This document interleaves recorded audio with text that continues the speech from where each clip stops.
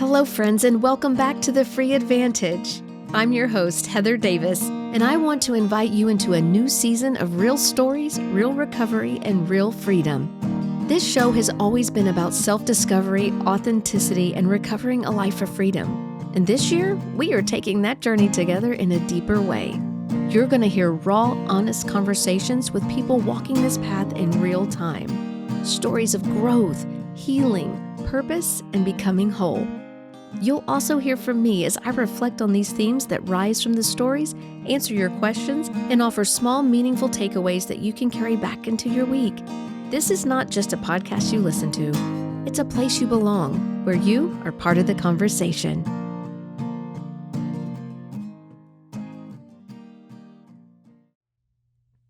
Hello, everyone. I just want to thank everybody for joining me this week. This episode is going to be a little different from what you're used to. It's a little different than what I'm used to. If you can tell, I'm not in my regular environment. I am actually traveling at the moment, and this was not planned. I think since the beginning, I have strived to be extremely authentic, and extremely vulnerable with everybody, lending to my life and sharing that here with you. And I really would, as much as there are things I don't want to share sometimes, I would be remiss if I didn't, especially in the space that I've created here. For the past month, about the past month or so, a little over a month, I have been traveling a lot. The previous episodes you've heard for the past 4 weeks were pre-recorded because I was out of town.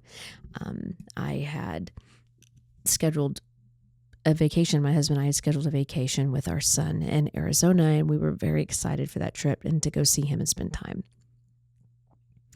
But when we arrived, it was as soon as we got off the airplane, we were met with a family tragedy. It was not something that was expected. It was, as a lot of tragedies are, it was shock. It was a shock. And on my husband's side of the family, his brother-in-law had been, this is very difficult for me to share. This has completely changed my life in a lot of ways, and how I think and how I view things and how I feel about things. But his brother-in-law had been involved in a swatting incident. And for those of you who do not know what that is, I'm sure you can go Google it and look it up. But a swatting incident is where somebody calls in a false police call to your residence, basically saying that something terrible is happening, and it invokes a strong police force to show up. And that had happened to my son's brother-in-law. And he's very young. He's in his early 20s.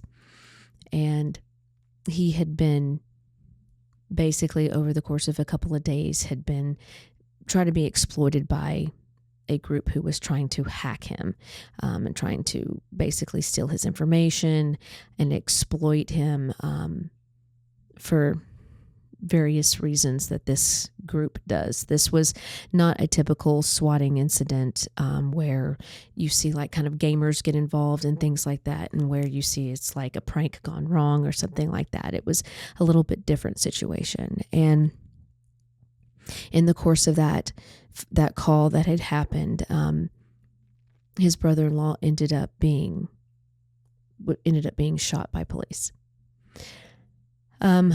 This had happened the morning that we had actually gone on the airplane to come visit my son. And by the time that we had gotten here, he was already in the hospital in surgery, and everybody was just trying to figure out what to do and what was happening and what had happened exactly. And it was a little bit chaos. We ended up extending our trip. What was supposed to be a vacation turned into just pure chaos, and trying to grasp the concept of what had just happened. It Um, there's a lot of moving parts that I won't discuss here because there is an active investigation going on. So things that I can't talk about, but this has really turned our family upside down. And it came on, obviously it came on very suddenly. There were a lot of other plans involved. I had, at the end of April, I was actually moving our youngest son from Florida back to Texas. So my husband and I have been, since the beginning of April till now, we have been from Arizona to Texas to Florida, back to Texas, and now back to Arizona. Doing our best to be able to be a support as best we can for the family here, and and to still trying to take care of the things that we have committed to and have obligations to elsewhere. So in the midst of all of this, I have been really, grasping. I've been grappling with the idea of what to do here in this space, and what to do with my podcast. And do I put it on hold? Do I stop? Do I continue? What does that look like if I do?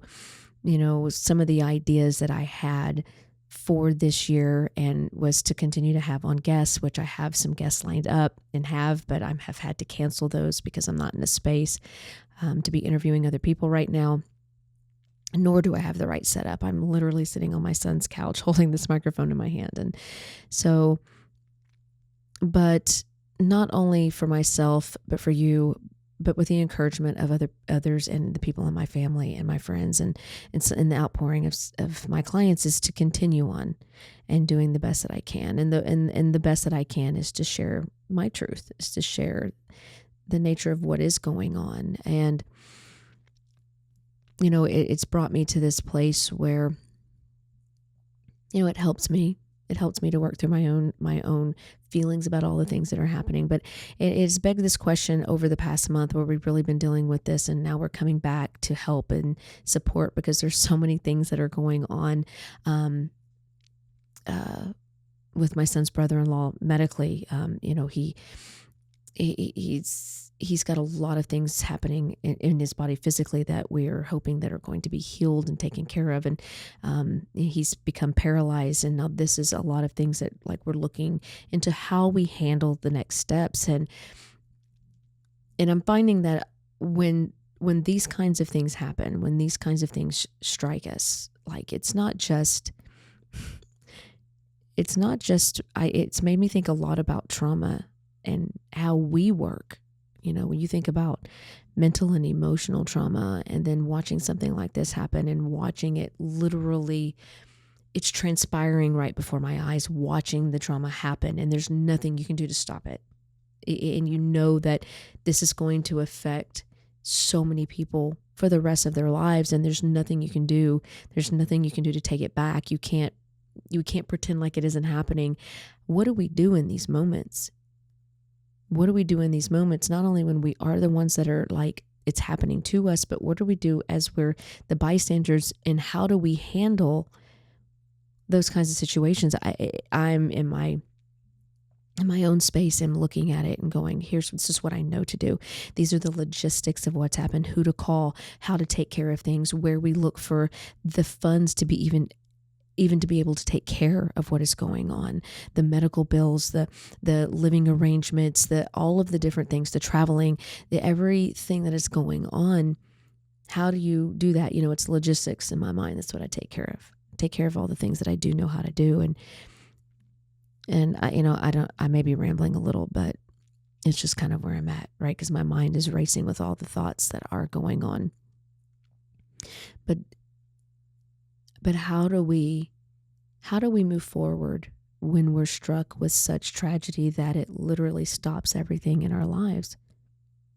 And the ripple effect that it was going to have on the rest of our lives. And I've been sitting with that thought for weeks now. I literally just got back from visiting him in his rehabilitation center. And as I sat there with him tonight, watching him deal with the pain that he's under, watching him still smile, watching him prepare to celebrate his birthday tomorrow,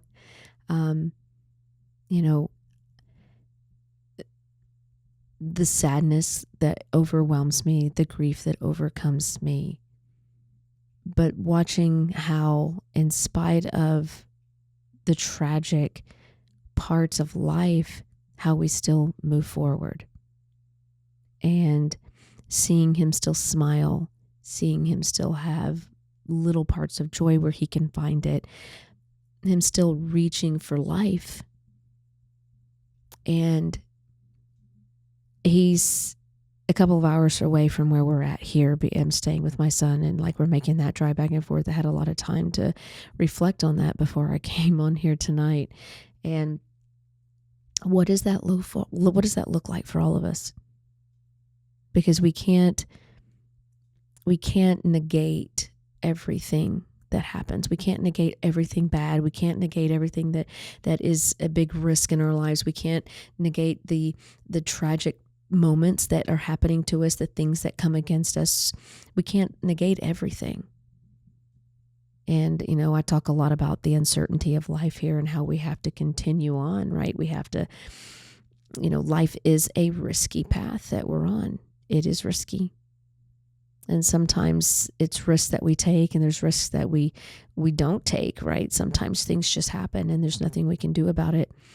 But watching him tonight, still grasping for life, grabbing a hold of what he can, it inspired me to, even in the lack of understanding that I have of the situation, the anger that I feel, the betrayal that I feel, the trust that I feel like I have lost for certain things, is that life is still so important. And to focus on that, to focus on living today. And tomorrow may be hard. Tomorrow may not come. But today, right now, in this moment, I have the choice to live. Whether I am struck with pain, whether I have been struck by tragedy, whether I know what tomorrow holds, or whether I know what the next moment may hold, is that I focus on what I can control. I let go of what I can't. And I find as much joy in the moment that I can. And I live. This has been one of the most uprooting circumstances for me emotionally that I've had in a very long time. And the only way that I know how to handle it, the only way I know how to cope with it, is to do what I can, to help in any way I can, to support in any way I can. And if that's just being an extra body to go grab food, to offer support, to offer a hug, to offer to help clean up, to offer to do whatever it is that would just take the load off of someone else while they're trying to navigate. That's what I want to do.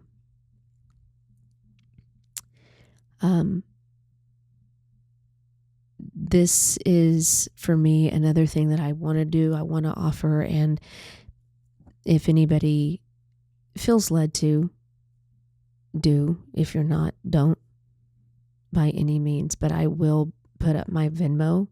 And this is a full transparency thing. So if you want to donate to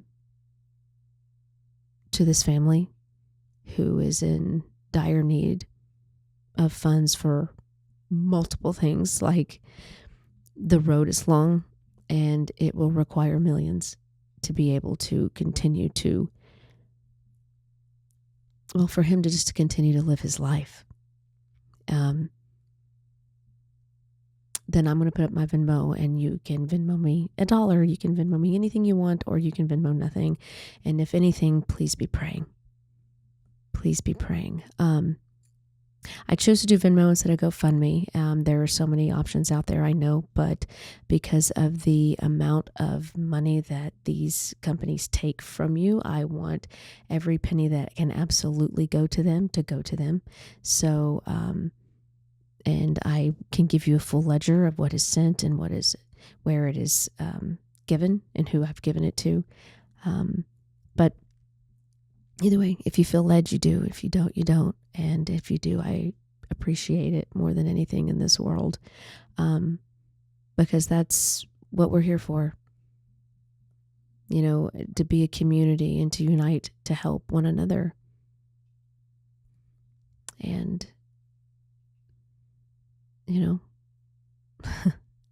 I feel strange because this is not a typical podcast for me. This is not a typical, I don't know.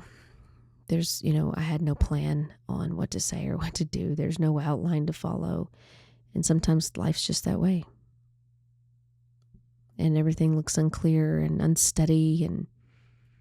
And I just keep looking forward and putting my hands to what's in front of me to do. And that's what I'm doing. I hope that you all stick with me through this. As I continue on, I will be here for a while. My husband and I are kind of here stationed on an air mattress in my son's office until the foreseeable future, until we know that there's nothing more we can do or we're not needed anymore in this time. But there will be more to come. I'll be able to share more about what's happened and what you could do to help. And thank you. Thank you for letting me get on here. Thank you for listening. And thank you for letting me just kind of share where I'm at and what's going on. And I look forward to one day getting back to, my regularly scheduled programming or not. I don't know. Everything happens for a reason. And in the ripple effect of things that do occur, maybe leading us down a different and better road in the future. So, thank you. And I just want you all to know that I know I'm not the only one. I know our family isn't the only one who is going through things like this, who are struggling with tragedy, who are struck with something terrible that's happening to them and not knowing how to navigate it and how to continue moving forward. And I want you to know that you're not alone. We're out here. We're all out here struggling together. And I'm praying for you all. And I hope you'll do the same for me. And in this moment and in this time, I want you all to remember that freedom is the advantage we already own. Even when we feel like it's being stripped away from us, it is ours to grab a hold of. It is ours to reach for. And in those moments when all you can do is breathe and look for the joy in the small moments you have right now and continue to live. I'll see you guys next week.